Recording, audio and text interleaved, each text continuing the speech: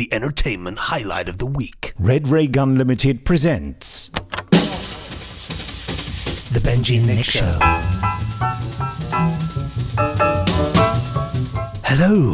Hello. Oh, hello. Good morning. Good afternoon. Good evening. Good day. Good night. Good gravy. I'm going to give it to you. You get to say it. Oh, no, I can say it. Loch Ness. Loch Ness! Aha! See, I beat you. We're just not even... Anyway, that was the Loch Ness game, which is not really about Loch Ness, and it's not really a game. That's just the way it rolls, isn't it? It's just one of those continuous, unexplained things that happens in our wonderful world of podcasts. Well, this is the Benji and Nick Show. It is. I'm not Nick. And I'm not Benji. But what we do is we talk about cult TV, television obscurities, things you've forgotten, things you would rather forget, things that you'd like to be reminded of that simply slipped you. That's with a small raffia attachment. Well, sort of raffia work base. Oh, I love it. Well, Nick, tell our lovely listeners what we are going to be talking about today. Well, this week we're talking about a Nero Wolfe mystery, The Golden Spiders. It's the pilot episode. It's an American series, adapted from Rex Stout's novels, set in the 1940s and 1950s. It starred, how did you pronounce this guy's name? Oh, I've got to remember now. Where is it? There's smoke coming up from your desk. Yeah, a joss stick. That's a little joss stick. I thought you just put a fag out. No, I saw it there, and the temptation to light the joss stick is the old Nero Wolfe mystery. It's just too much. It looks, the way he spells it is like Maori Chaikin, but it can't be Maori, can it? I'm going to Maori Sharkine.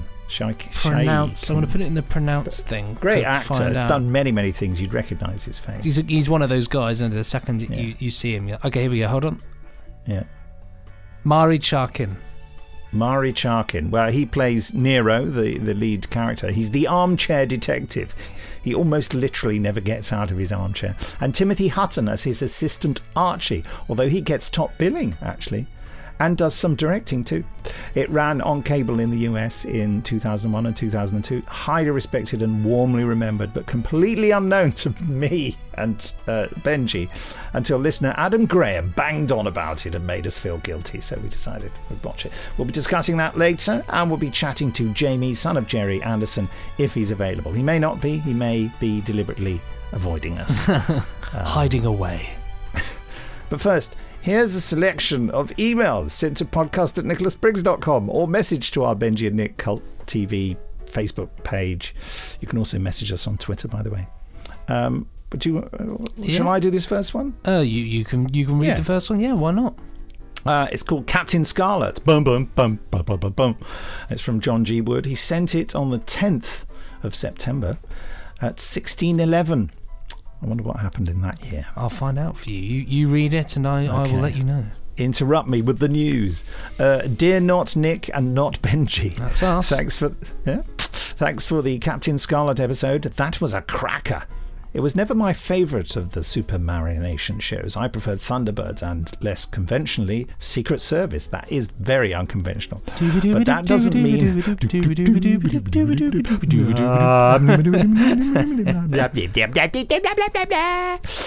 That's exactly how it went. That's how it goes, yeah. But that doesn't mean I didn't thoroughly enjoy it, Captain Scarlet, that is. I was always envious of a friend of mine who had a cardboard model cloud base, that's the flying base that Spectrum's based on, and gutted when his mum threw it away. Aww. Surely she could have given it to me instead. If there was any justice in the world, John, that's what would have happened. Give us her phone number and we'll call her and have a chat. We'll have a go. See if she can make recompense. We'll send her a new one to make. The mention of Zero X, which is the little podule on Mars, reminded me that I used to love the comic strip that featured the ship, which appeared in Countdown alongside Doctor Who and other TV-related stories. It did. I think it was in TV21 to start with, actually, John, but Countdown and TV Action reprinted it. That was the only comic I was bought weekly in the early 70s, and I wonder if Nick, who is slightly older than me, was a follower. Yes! Of course he was. Countdown. It fills my heart with joy just to say the name. It became Countdown with TV Action or something, or Countdown to TV Action it was called. And then, because they wanted to make it more TV related, broadly TV related, not just I found sci-fi. this on the web for Hey Sunny to Cake Countdown with TV Action. Countdown to TV Action is called them because Sam, they wanted to make it more TV. Check it out. You're being listened to. Siri just said That's something really weird. scary. I obviously said something like, "Hey Siri," and she said countdown alongside. Oh, I don't know. Oh, that was weird. Scary. Can I just say, Siri, shut up? I was waiting for the response, but we never got it. Yeah, they wanted to make it less science fiction-y. I think science fiction was falling out of favour, so they called it TV Action and Countdown, because they wanted to put shows like Canon and The Persuaders and things like that in it, which are becoming... Probably quite a good move to make, to be fair. But they used to put Doctor Who on the cover. Of course Doctor they Who did. was always in colour on the cover for TV Action, which it wasn't for Countdown. I've Not got one of always. those, I'm sure, somewhere with a picture of John Pertwee on the cover, which I think you've seen, Nick, yeah. They also, Doctor Who magazine did a sort of reprint of one of the stories. Anyway, yes, so when my mum made me throw them away, what is it with mums and getting rid of stuff? Yeah, I've still got mine. Although, of course, they've got bits missing where I used to cut the pictures out. I used to cut out some of the artwork. It's probably a good idea, though, because then you get to keep them forever. Yes. Where are they now, Nick? Where are they now? They're in the shed just over to the right of this shed. Good on you. Good on you. Well done. I carefully removed the 0x pages, arguing that I was effectively only keeping a couple of comics worth of pages. The fact that I did it for this strip rather than Doctor Who reflects my opinion of the story quality, since I was in general more of a Whovian. This just reminds me of all mine. Benji's tender years were very clear in the conversation about motorways. I remember being driven up the M3 to visit my aunt in Surrey. Back then it didn't get anywhere near Southampton, but as the years passed, the end moved closer and closer. At the Hampshire end, traffic was very sparse. You could quite often drive along for minutes without seeing any cars passing on the opposite carriageway. It's true, it's absolutely true, I remember this. I can't imagine that happening now, no. It was completely overpopulated. Mind you, when my mum was young, she used to go car spotting with her friends in the summer holidays. They'd go and sit by the main road and chat. Then if a car came by, they'd pause and write down the number. Yeah, we used to write down car numbers. I remember one of my friends thinking that I was doing that and standing by his dad's car with his arms splayed to stop me from seeing the number plate because he felt that it would be some kind of treachery to let me write it down. It was very weird. I said, I'm not even writing it down, Stephen. Stephen Burt was his name. Go somewhere else. Buzz off. I still hold that grudge. Carry that with you. If either of you have read Simon Messingham's novel The Indestructible Man, featuring Zoe in a shadow wig on the cover, I wondered what you thought of how it handled the Jerry Anderson references. I can see avid Anderson fans being upset, but I really enjoyed the crossover fan woo aspect. Thanks again, John. Have you ever read that book? I haven't. No, I have not at all. I'm not. I have met Simon Messingham, though. I did work with him briefly on some scripts. That's good. That's as good as reading the book, isn't it, really? Makes me think I should read it. I don't read enough. Oh, dear. No, I started rereading Day of the Daleks last night by Terence Dicks. Oh, that's worth it. That is a worthy read, that is. Well, as I mentioned in the Big Finish podcast, it was the first book I ever read in a day. Well, but the thing is, the one thing I would say about those sort of target novels is that they're very readable. That makes sense. They're enjoyable. They're enjoyable reads. They're not laborious and it's not difficult. It's not there's not a hardship. Sadly missed, Terence Dicks. Sadly missed. So. Yeah, absolutely. Go on, read out the next one then. Well, just before we read out the next one, I'm just reporting back on my my news on what happened in 1611. Oh, gosh, some good stuff happened that year. Yeah. It's quite up to the minute news on 1611. Yes, that is correct. Well, here you'll find that Denmark has declared war on Sweden, and it goes on to capture Kalmar. The authorized King James Bible is published for the first time by Robert Baker. There's an uprising in Moscow. But the most interesting one here, I quite like, is English explorer and sea captain Henry Hudson and his teenage son John and 6 crewmen are set adrift or near Hudson Bay after a mutiny on his ship, the Discovery. And then they are never seen again. How sad is that? Wow. The Discovery. That seems so unfair. Star Trek Discovery. Yes, anyway, that's 1611. Anything else? I'll give you one birth and one death, just to keep it. Okay, so born that year, we have Pope Innocent, which is quite a good name. Died that year. Deaths. Pope Innocent. Yes, he slipped on a banana skin. It doesn't matter. Why am I deciding who to read out? I don't know any of the likelihood anyway. of banana skin being in Italy in 1611 is quite slim, I would say. Yes, I think you're probably on the money with that one. John Bladgrave, English mathematician, died. Interestingly enough, there was actually a pope, Nick, who was. I think he was the only English pope. And Pope Adrian, I think it's Pope Adrian, but he died choking on a fly in his goblet. What a way to go! Goodness me.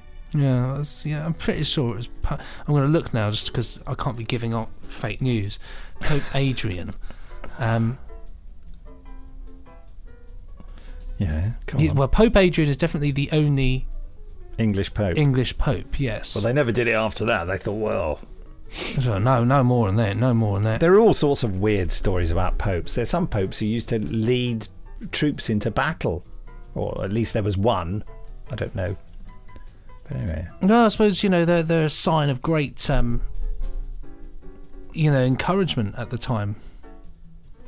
And yeah, that's correct. Yeah, here we go.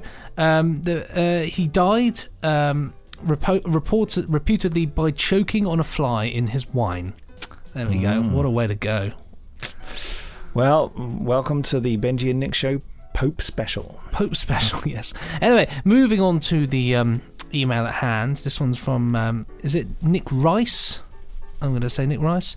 It was sent on the 8th of the 9th. I'd say Reese. Would you say Reese? I'll say Reese then. Okay, well, this one is from Nick Reese. Nick Rice. Or Nick Rice, it could be, yeah, who knows. It's sent on the 8th of the 9th, 2019 at 17:21. Let's find out. No, that's not. No. We've done that. It's subject to this one is Pyramid (brackets S) of Skycracker. Oh, I like this already. Hi, long-time listener, first-time emailer. Welcome to the gang. Thanks for emailing in. Firstly, my partner, brackets, who exists, honest, wishes me to forward her thanks for your cracker recommendation. It was a cracker. As we purchased it and we are currently just over halfway through. We found it very enjoyable. I did have a slight problem with the character of Jimmy Beck, as I couldn't stop thinking about Reece Shearsmith's character in League of Gentlemen, yes. Jeff Tips. I did that in the TAs.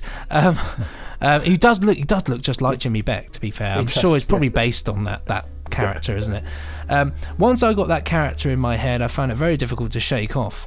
Despite that, though, it's still great, and my partner is glad for once that I'm willing to watch something that isn't puppets, wobbly models, CSO, or full of characters with unconvincing creature makeup and barely pronounceable made-up names. Yes, it's certainly a step up. Yes, I know. Not even ashamed. Which leads me nicely to my TV recommendation. Have you seen Sky from 1975? Yes. Have I seen Sky? I can see the rights. Yes, we've done it on the Benji and Nick Show. I was going to say, I remember the font. Yeah. This has inspired me to work out what we're doing next time, but I'll tell you that later. Benji and Nick Show Sky. I'll just double check. We definitely have, haven't we? It's about definitely. Yes, we have. Yes, it's the definitely they go in the woods and they find the little cave. Yeah. Yeah. In my honest opinion, it's another HTV children's sci-fi classic. It is. Written by the Bristol boys, Bob Baker and Dave Martin of Doctor Who fame. Yeah. I must admit that I didn't see it at the time, as the trailer for the first episode freaked me out too much. I was 6. I picked the show up on DVD about 12 years ago and really liked it. Best described as the children's TV version of The Man Who Fell to Earth. I would like to hear your opinions on it. Well, your wish is our command because it exists out there. Just type in to Google Sky, Benji and Nick, and bam, straight away it comes up. Now to current things, current buns. I often cite Pyramids of Mars as my favourite Doctor Who story, so I'm really glad that you've decided to do a commentary for it. Regarding Nick B's query regarding to the S of pyramids, yes, indeed there is only one pyramid shown on Mars in this show, but could the pyramid Sutekh is trapped within on Earth be considered as a pyramid of Mars? No. Or the Osiris war missile that is built is also pyramidal in shape. Could that be considered a pyramid of Mars? No. Well, it's very vague. Well, you never know. I mean, could be referring to only those pyramids, you see, and not the actual pyramid. You ever thought about that, Nick? No. Thank you for making my Sunday mornings enjoyable again. Not had so much fun since UK Gold were repeating classic Doctor Who and Blake 7 episodes in the 2000s. TTFN, Nick Rice. Or Nick Reese. Reese. Sorry, Nick, we just can't decide how to pronounce your name. There's a shop called Reese that sells suits, a posh shop, and I think it's spelt like that, and I think that they pronounce it Reese. We'll have to. I don't know. They just wanted my money. I've not been in there for years. I can't afford it anymore. Can't afford it. Family, mate. Got family, mate. Got mouths to feed. Yeah, thanks for emailing in. God, I just got a huge flashback then thinking about Blake 7 on UK Gold and sitting there watching it for the first time and being like, space, but it's not Doctor Who, what's going on? Have you been watching Pip Madeley's What Are the Movellans Watching Today? Yes, there was a great Twitter one today with Barry Chuckle in a bath. What more do you want? I don't know about that one, but he's got one with Paul Darrow talking about Blake 7. Is that from UK Gold? It must be, surely. Because there's Paul Darrow just doing this speech about one of the episodes and going, yes, and then we transported down to the planet, or whatever, or teleported. Sorry, I got it wrong. And it's just, and it's the way it cuts back to the Movellans from Destiny of the Daleks, just looking blankly at everything. Dumbfounded. I tell you, actually, talking of Paul Darrow, I bought a game the other day because when my sister's boyfriend comes to visit and everything, we often like to do things in the evening, like play games and stuff like that. So I got this game jolly household. It's jolly household. Got this game called Contradiction, which is a computer game. No, you haven't. Yes, I have. But it's really cool. It's a computer game, but what it actually is, it's like an interactive thing. So you play a detective called Jenks, who's played by a guy called Rupert Booth, who does Doctor Who-y things. Yes. But interestingly enough, it's got Paul Darrow in it as sort of one of the main people, and you have to interview him. But he gives such a wonderful performance in it because he plays this sort of essentially a cult leader, but everything he says in it is completely as you would expect of Paul Darrow. It's just one of those. I was like watching it. And of course, they didn't know Paul Darrow wasn't, or care, because they don't know him. Yeah, so I thoroughly recommend that. But it's just great to see because obviously Paul is no longer with us now. So it was just lovely to see him giving a performance at what he's truly best at, being Paul Darrow. What a legend! On to the next email. What a great achievement, it's called. Sorry, no, it's not. I'm making it out. What a great improvement, it's called. Sorry. And it was sent so modest on the 26th of August, so a little while ago, at 12:20. What happened in that? Shut up. It's from Simon Allen. He says, tremendous, fantastic, and informing are not three words I'd normally use to describe your show, but this week there was a 50% improvement. You could make it 100% right by replacing Nick with someone like, picking a random name out of the air, Richard James. He's still this is the Jerry Anderson podcast. Yeah. Nick could still be there in spirit in the form of a programmed Nick bot. All he would need to say is exterminate, delete, and I can't remember the name. I hope both your listeners had a good time. But seriously, chaps, don't stop reigniting our childhood memories. Simon. Yeah, I might be doing some igniting of you in a minute. Woof. Brilliant. Thank you, Simon. Well, look, on to the main topic. A Nero Wolfe mystery, The Golden Spiders, the pilot episode. I suppose they did broadcast this pilot episode, did they? I assume so, yeah, because it sets it all up, doesn't it, really? Well, Benji. Well, do you want to go first? Would you like to go first? Oh, all right. Well, so obviously this was, we were shamed into this by a wonderful listener, Adam Graham, a loyal listener of both this podcast and the Big Finish podcast. And someone had mentioned the Nero Wolfe mystery. Someone mentioned it, and we, declared our ignorance, which is what made Adam write in saying, "No, surely you must have." And it's a cultural, national thing, isn't it? Really, because we're not Americans, so we were. And apparently, it was shown on BBC Two here, but yeah. So I think both of us watched it with some trepidation. It's a very mannered, stylized piece of work. The central concept is, we mentioned earlier, that there's basically a fat detective who weighs 1/7 of a ton, as the voiceover tells us, eats far too much food, drinks, 4 quarts of beer a day or something? Yeah, he has a lot. And then goes to tend to his orchids. But he has a sort of Sherlock Holmes style mind, and also a complete lack of manners. And his relationship with Archie, his chief assistant, who sort of calls on all these other more low-life guys to do the dirty work of an investigation. It's an interesting relationship. But it's so...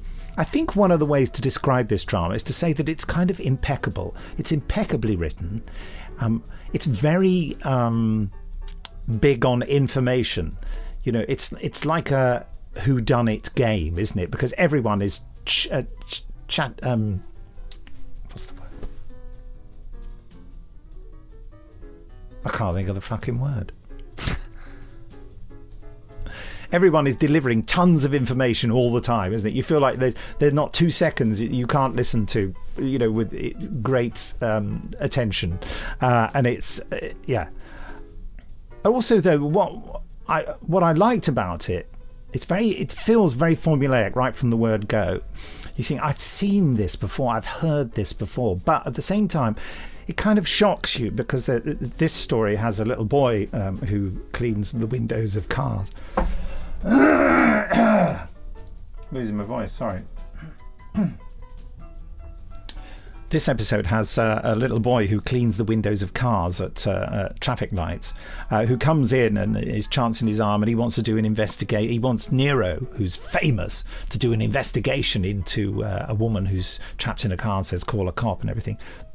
And we really make a connection with the little boy, don't we? And Nero, in spite of his frosty nature, does a deal with him. Softens down with him a bit. Yeah, gives him cookies and what have you. Although you only hear about that later. And then...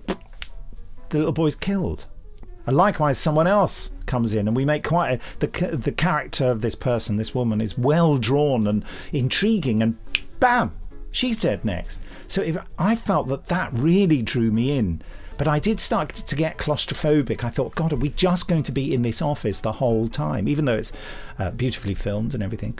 But then they suddenly, about a third in, they break out, and suddenly it's in loads of different locations.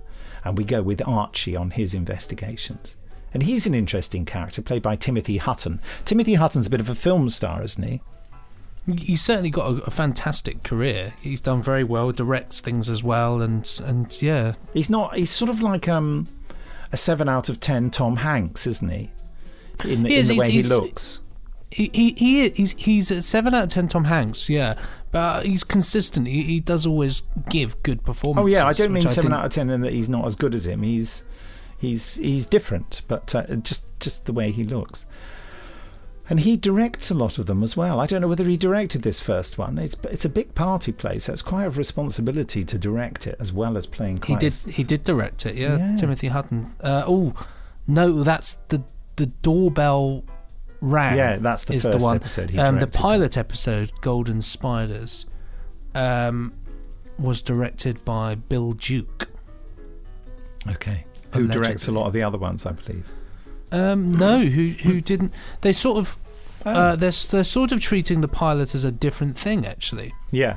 I wonder. Hold on. Yeah, the weekly series was preceded by a television film, Golden Spiders. Yeah. So that was a year before the series came out. Well, I started watching episode 1 of the series just to see if there'd been any huge changes made, and the only thing I could work out is that Nero Wolfe's hair had got slightly longer. That's the only thing. The set was also changed. The set was slightly smaller for his office, but that's the only change I noticed, actually. I can't remember whether the butler's in the series. He was certainly in the. He's got this German butler who's rather amusing, and anyway. So yes, I warmed to it greatly, and I'd say it's not totally my kind of thing, because it was very, very wordy, and very mannered, and kind of I felt it was difficult to get an emotional connection with it, in spite of what I've said about those two victims earlier, and I don't know whether I'll be watching any more. But I can say this early that I would give it 4 exclamation marks out of 5 for just its sheer style and panache. The only really negative thing I can say about it is that even though the music is beautifully composed, it's all done on samples, isn't it? Well, it's very much that sort of 2000s, early 2000s, late 90s sort of style of music, where, you know, sample-based things were just coming in. You were able to do, you know, an orchestra in a box that sounded mildly convincing. So I think it's just a victim of its own time, I suppose. And really. It is mildly convincing, and the composition is perfect. It's just right for the eras, 1940s, 50s. I don't know whether it's 40s or 50s. Wikipedia doesn't seem to know either. Oh, I thought it was, it would have been 40s and 50s. Yeah, you see. So you went to correct me and then ended up just confirming what I said. Is that? Yes. Well, I didn't go to correct you. I'm merely obliged. I've got sort of mixed feelings on it, but my feelings are not critical as such. So my first thoughts were that I absolutely adore all of the characters, and like you say, the writing is superb. I loved, especially Nero Wolfe as a character. I think he's just wonderful. Portrayal as well, because it gives such a fantastic cutting performance. You know, he can really. He's one of those. He's a great actor. In terms of a character, he says something just with a glance, or yes, at times just ignoring something said. Yes, you know, says an awful lot, and I love that. I didn't warm to Timothy Hutton as such, but I appreciate his character. But Archie, yeah, he's the type of guy he'd get on my wick if I was stuck in an office with him. Yeah. But I appreciate what he did. But I love that, and I think it's superbly written and wonderfully put together. My initial, I suppose the thing for me is there are 2 elements to this as to why I didn't gel with it as much as I wanted to, and I really wanted to, and it's purely just a personal thing rather than anything else. First being that I'm not really into that 50s kind of aesthetic. I've never really been into. I would say I love the 60s and I love the 40s, but that sort of 40s 50s kind of America vibe has just never been my thing. So immediately I was kind of like, oh, you know, I just couldn't get on with that. You were slightly repelled by the window dressing, as it were. Yeah, it's one of those things, you know. It's the same. It's similar with you, Nick, in terms of like you're not really into sort of fantasy, sort of medievally sort of things yourself, are you? No. You know, so it's sort of that kind of. It's a bit like with me, I suppose. Really, like I love history, but I find Greek and Roman stuff really boring. Not boring, but turns me off. Doesn't float your boat. Doesn't float me boats. Yes. The other thing I would say is purely just me. I just found it a little bit long. I would have liked it to an hour maximum, or 40 minutes would be great. Because of the wordy nature, and because of the fact that, you know, 3/4 of it was all in essentially one location. I started to think this would be great in the theatre. But to sit and watch it, you know, I was getting itchy feet, and I just wanted youngsters. Well, I love, you know, I do like wordy things, you know, but I just wasn't getting on with it in that respect. However, all that being said, I thought it was a great bit of work. I love the characters, and like you were saying, I think the bit that really hit me was how quickly we connected with that young lad, and then they killed him off, and that was a really great little tool to reel us in. Yes, right from definitely. the get-go, to say you're invested now, because you realise very quickly that you can't sit down and trust anything in this story, because we can just take it away from you. And I thought the ending was very thing. moving, wasn't it? Where you saw just a tiny bit of the compassionate side of him. That actually brought a little tear to my eye. I love that bit as well, where when everybody's kind of they take it back, back to the house, and everybody's sat in chairs and the doors open and Nero comes in, and it's that wonderful thing of he's not even met these people, and he addresses that. He says, "I've not met anybody, so just indulge me. You are." Well, then he's got a list, doesn't he? A plan and a list to where everyone's sitting. Yes. Can you imagine that though? You're involved in this whole thing, and then some bloke comes out that you've never met before, and you just solves everything and puts you right in your place. And It's wonderful how everything is catered for as well. That wonderful thing, everybody's saying, well, we've got somebody here, what was it? We've got a law representative here who can solve your problem for you. And that. It was just, I thought that was a very lovely kind of, the one thing, you can say throughout all of this, it's impeccable in its writing. And it's, I can imagine I'd probably get on more with the books, actually, if anything else, for that purpose, really. But yeah, I do like that central gag that he will literally do anything not to leave the house. I wonder whether he ever does. I thought the funniest thing is the actor's not even, he doesn't even look that large. That's what's amusing. He's not massive. Well, I thought he was. Well, he's big, but he's not huge. He's no Mr. Creosote. Well, no. I thought he was ginormous. I didn't. He had it. I mean, he wears it well, because you wear a suit, you see, and that sort of covers it up, especially if you've got a waistcoat on. Yeah, a waistcoat is the method, isn't it? Yeah. But I thought he was big enough, to be quite frank. Well, anyway, a seventh of a ton. I love the way these. I like the introduction to it all like that. He weighs 1/7 of a ton, but he lives a good life.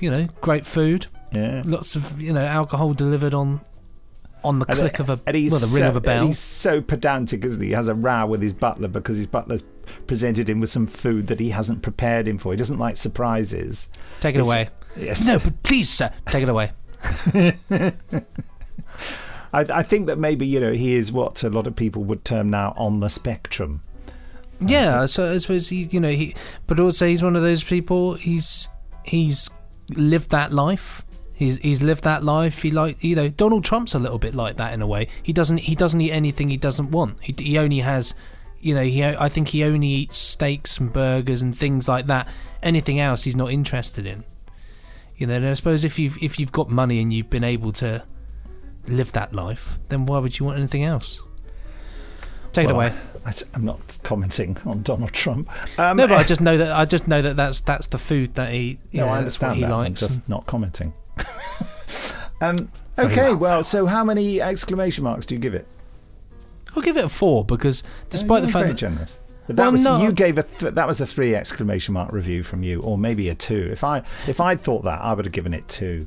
No, because and I can just, as I've said throughout, really, I absolutely, completely agree with all the good points of it. It's just it is one of those things, absolutely great piece, but it's just doesn't necessarily float my boat. But I give it the grade because it is a great piece. Yeah, absolutely. I think that's very fair, more than fair, and I probably am never going to watch it again.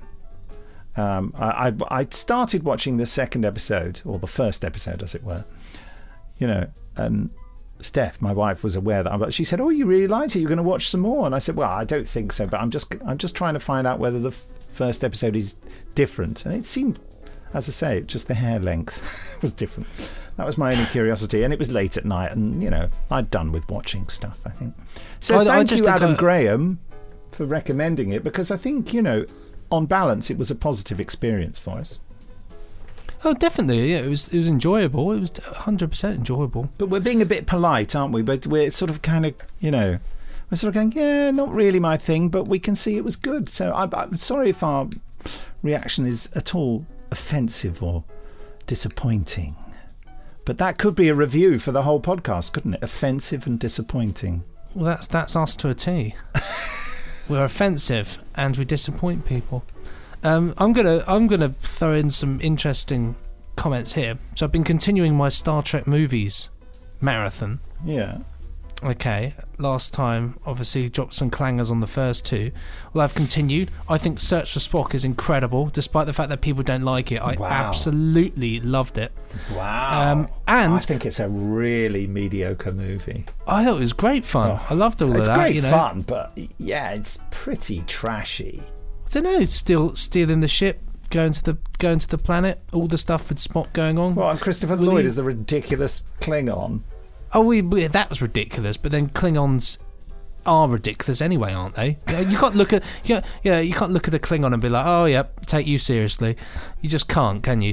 And then the following film was the really interesting one. I thought I would absolutely hate it. That's great fun. That's the thing. I thought I'm going to hate this. I thought I'll watch the trailer just to see if I like it. I thought, no, I'm going to hate this. I absolutely hate the idea of Star Trek in the real world going, oh God, it's going to be awful. I thought, and Kirk will fall in love with a woman. And went in there, completely changed my mind. Came out like, this is amazing. Absolutely loved it. It's great, isn't it? It's a real feel-good movie, isn't it? It's a feel-good movie. That's the thing. It's just a good, benign, fun film. Yes. The only thing that made me giggle is the fact that the woman, when she decides to go to the future, but I just love it how in the time which she presumably she hasn't been there for that long, completely integrates fine into this future. Like if I just suddenly turned up in the 23rd century, I wouldn't be able to just sit there and be like, all right, yeah, I'm in a room surrounded with a million aliens that I've never seen before, and I'm going to witness a hearing for something that I have no idea about the laws for. Oh yeah, and by the way, I'm just about to go on I've got a posting on a spaceship. I know, but the way she plays it, I kind of bought it. Yeah, I know, you're absolutely right. It's completely ridiculous. She'd be in a psychiatric ward, actually. But no, she's just... the way she played the character. The interesting thing is, I think they had plans for her to continue, but she and William Shatner did not get on, apparently. So really? That was the end of that. Oh, well, fair enough. Well, I know she... But so I imagine it's quite difficult to get on with William Shatner from everything I've heard. Well, he's certainly a divisive character, isn't he? There's a great clip actually of him in a voiceover studio doing an advert for somebody, and it sickens me. It sickens me. I think he's actually doing the voices for the Star Trek animation series in that clip. I thought this one was more modern. They told him how to do his performance or something, wasn't it? Yeah. Yeah, and he was just no, we'll do it your way. No, but sir, I just no. I think I like your way. I like the way you do it. Do it again. No, but sir, please. I thought I was a little bit cruel. Oh yeah, but, yeah. I think he's possibly a monster. I mean, you got to. There's something funny going on with a guy who has more hair now than he had when he was in his 30s, and doesn't acknowledge that he wears a hairpiece. I mean, wow, that hairpiece is an amazing piece of work, isn't it? I mean, he swims in Voyage Home, doesn't he? And you can see the hair wafting around. I mean, it's absolutely beautiful. I mean, that is going to have cost him a fortune. Yeah, but if it makes you feel good, then you know. As an out baldy, I always feel very peculiar about people who I think it's fine for people to wear hair pieces, but I think you have to be honest about it, don't you? But actors, when there's something clearly dodgy going on in the hair department, and we're all meant not to notice, I find it a bit weird. That's possibly very unprogressive and unfair of me, and I apologise if I've offended anyone listening who's hiding under a rug. Well, I think in a world now where you can get a hair transplant as well, if you've got the money like Bill Shatner, then maybe he has got one done now. But you just get that done. A transplant, yeah. It certainly wouldn't have been then, but certainly, if you look at his hair now, I've just typed it in now, I reckon he had a transplant. because it looks. Yeah, he definitely must have had a transplant. Google him, Nick, and you'll see what I mean. That's not a hairpiece anymore. That's hair. Well, okay. It's just that there's only a limited number of places they can take it from, so you get to a certain age where they just can't do it anymore. There's a friend of mine who's had it done, and it's very, I say convincing. It is convincing. It's growing out of his scalp. But he said he's got to the point now where they're taking so much from the back that there won't be any left at the back to put on the top, Yeah, it's one of those. I think it's one of those ones. If your hair goes a little bit, you can get it done and be like, okay, cool. But if it's really going, you just got to be like, right, I'll admit defeat. Yeah, unless there's some kind of, they reckon in the next few decades it will be reversible, and so I say good luck to people. I think certainly for most of my life I would have preferred to have had hair, but I've got to the point now where it never even occurs to me. It's my image and I'm used to it totally. And if someone said we can make all your hair grow back, I don't know whether I'd say yes. Probably not. I probably think you're fine, mate. Leave it. It's fine. It's fine. I don't care. Well, you carry it off. I think it helps as well, without sounding weird, to have a good shaped head. It's all about, if you've got a weird shaped head, you're really in trouble. There's no such thing as a good shaped head. We all have weird. I've got a weird shaped head, but what can I say? I look at the shape of my head. It's not shaped like a cone, what the heck is going on there? Well, enough said on that. Well, there we are. You haven't done the Final Frontier yet? No, that's next on my list. Let me tell you, that's dreadful.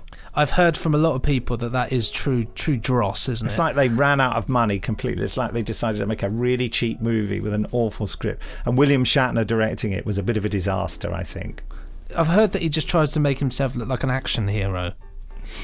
Also, what's funny, I think it was Leonard Nimoy said that, he was trying to save time on the shoot by just saying everything really quickly. So he's going, okay, you go there, you do that, and quickly, and they go, you're going to have to say that again, but slowly, mate. So he said he didn't save any time at all because he just spoke so fast no one could understand what he was saying. Oh no! Yeah, does it go downhill from here?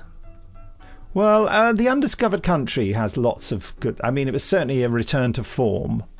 Cool. Because I've heard that's meant to be quite good. Then is there Generations then, isn't it? Yeah, it all just starts to get a bit like that. It starts to get not very credible that they're so old and they're sort of being heaved into these tight uniforms, and it's, it just geriatric. Yeah, I quite liked Generations though. Then I suppose now, yeah, and then after that I've got all of the Next Generation stuff to enjoy. Yeah. So they killed Kirk in Generations. Did you know that? No. Oh, sorry, I spoiled it.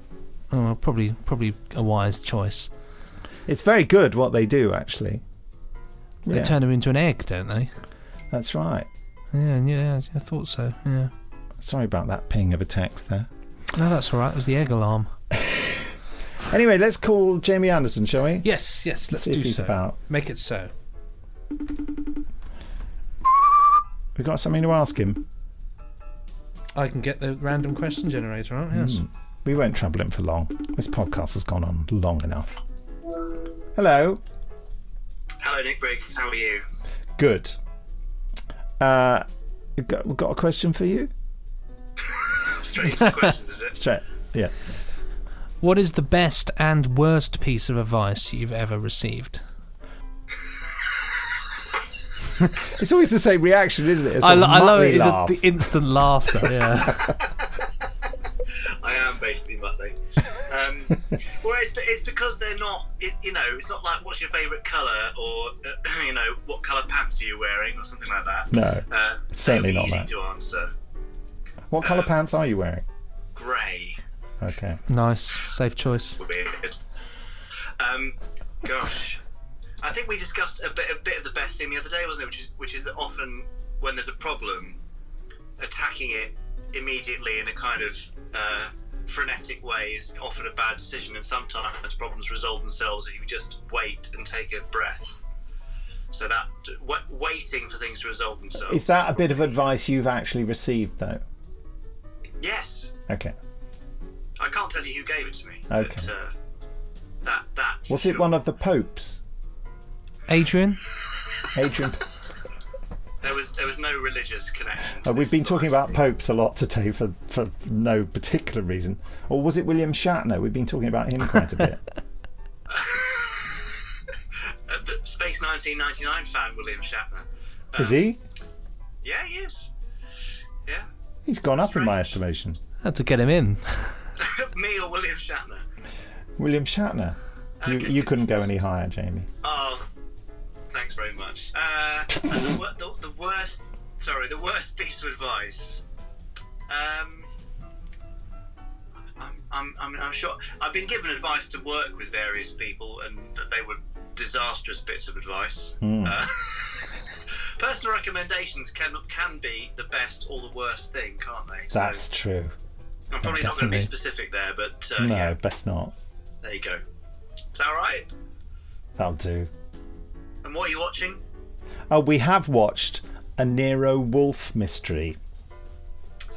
Right, that means nothing to me at all. Well, it meant nothing Worth to us until we were bullied into it by one of our listeners. And was it worth it?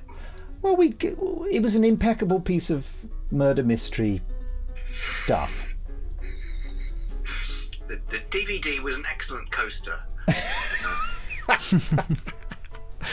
We gave it 4 out of 5. Yeah, it's good. Oh wow! Good. Yeah, it was very good, but I don't think it was, like our favourite thing. Yeah. It's a bit What, down. Classic Captain Scarlet? Exactly. It's a bit downbeat, this, isn't it? I can't remember how many exclamation marks you gave New and Classic Scarlet. I Can you think- remember? What did we do, Benji? I could imagine it would have been at least a 4, surely. At least a 4. Fine. That's all right then. Good. All is okay and forgiven. Thanks, mate. In which case, and can I plug Breakaway Day? Yes, it will have happened right. by the time this is out. Yeah, but this is out on the Saturday or the Sunday. Sunday. Fine. Well, you've just missed Space 1999 Breakaway Day, which is on Friday the 13th of September. But there's an amazing audio reimagining of Space 1999, which is now available. I don't think it's got anything to do with this bald bloke I'm chatting to. And also, there is a limited edition Breakaway T-shirt available from the Jerry Anderson store for today only, and then it's gone. shop.jerryanderson.co.uk. Thanks very much. Goodbye. Oh, wow, blimey. But the most important thing about Breakaway Day is that Jamie and I will have celebrated it by going out for a slap-up meal on Friday night. So goodness knows, I sound awake now as you're listening to me now, but goodness knows how I'll actually be feeling on Sunday the 15th of September. Yeah. This podcast will go up and Fresh it'll from just be Booze Away gibberish. Day. Can you imagine, doing the podcast after that? Just need a glass of water. Well, thank you, Jamie. Maybe speak to you later, mate. Yes, thanks. Have a great rest of your recording. It's nearly over. Cheerio. Well, TY. you most definitely will then. Goodbye. Bye. Bye. There it goes. It's funny, it's making the noise now. It didn't used to make the noise. The whoa at the end. So, Benji, look. This is what I've written down here. Next week, we're going to catalogue what we've done so far. Ooh. Because you see, that email about have you listened to Sky makes me realise that we've been doing this for over a year, haven't we? We have. In fact, I can tell you how many we've done from the artwork that has recently been deployed for pyramids, you see. We are certainly up to, hold on,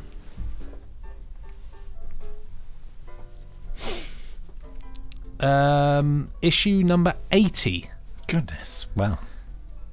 So that if there's 80 podcasts, would you believe? There you go. That's So what we're quite going to do, something. we're going to go through and recap on some things that we've watched. That's a nice idea. Yeah. Just quickly get, next week. So we'll get the list up and say, what did we think about that? Just to remind you, just to tease you. And for anyone coming to this new, to remind you to, that there are other podcasts that you can nip back and have a listen to. We'll also probably talk about some TV we've been watching, but that's what we're going to do. Yes. So I don't know how Colin Smith is going to do a cover for this. Well, he just gets to enjoy everything. Just to have free reign, doesn't Maybe he? a Really? montage of lots of covers. Yeah, that could be nice, yeah. Is that a good idea, He's Colin? What do he's you a think? clever chap. He can do it. Up to you, mate. He's a clever guy. But no, that's an excellent idea, I think. Good. I'm close to the microphone. It's time that to say time, goodbye. isn't it? Yes. Well, it's been a pleasure. Goodbye. Goodbye. Pressing stop now. Ka-chunk.